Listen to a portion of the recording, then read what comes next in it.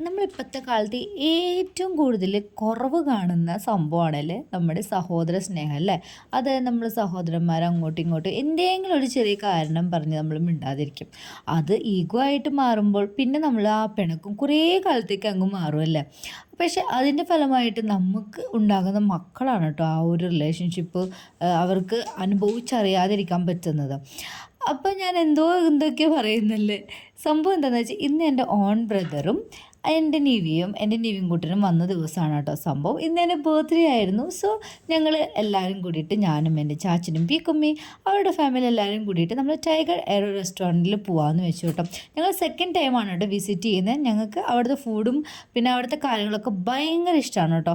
ഇത് നമ്മുടെ പേഴ്സണൽ ഒപ്പീനിയനാണ്. നമുക്ക് ഇഷ്ടപ്പെടുന്നത് വേറൊരാൾക്ക് ഇഷ്ടപ്പെടുന്നില്ലല്ലോ.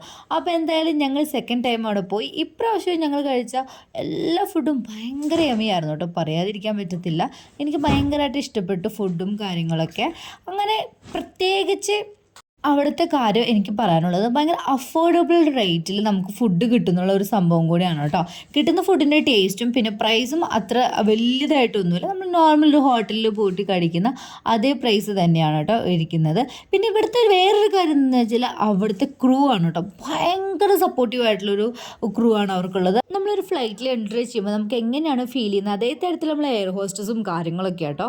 ഭയങ്കരമായിട്ട് ഇഷ്ടപ്പെട്ടൊരു സംഭവം. അപ്പം നമ്മൾ കുറേ സാധനങ്ങൾ ഓർഡർ ചെയ്തിട്ട് broasted chicken popcorn, soup, butter naan, പിന്നെ കോയിൻ പൊറോട്ട, കേരള പൊറോട്ട, അൽഫാം, അങ്ങനെ കുറേ കാര്യങ്ങൾ, ഫലൂഡ, അങ്ങനെ കുറേ കാര്യങ്ങൾ നമ്മൾ ഓർഡർ ചെയ്തിട്ട്. അപ്പോൾ ഞങ്ങളുടെ ഫേസിൽ തന്നെ നിങ്ങൾക്ക് മനസ്സിലാവുന്നുണ്ട് നമ്മൾ എത്ര എൻജോയ് ചെയ്തത്. എൻ്റെ ബ്രദറിനും എൻ്റെ നിവിയും കൂട്ടനും ഒക്കെ ഭയങ്കരമായിട്ട് ഇഷ്ടപ്പെട്ടു കേട്ടോ. നല്ല ടേസ്റ്റി ആയിട്ടുള്ള ഫുഡൊക്കെ കഴിച്ച് വയറും മനസ്സും ഒക്കെ നിറഞ്ഞിരിക്കുമ്പോഴാണ് കേട്ടോ നമ്മൾ അവിടുത്തെ ഒരു മാനേജറാണെന്ന് തോന്നുന്നു, അറിയത്തില്ല, ആ സംഭവം ഒരു പാട്ടൊക്കെ വെച്ചിട്ട് ഭയങ്കര ഡാൻസ്. അപ്പോൾ നമ്മൾ ഫുഡ് കഴിക്കുമ്പോൾ തന്നെ ഇവരുടെ ഭയങ്കര ഡാൻസും കാര്യങ്ങളൊക്കെ നമുക്കൊരു പ്രത്യേക ഒരു എനർജി അല്ല.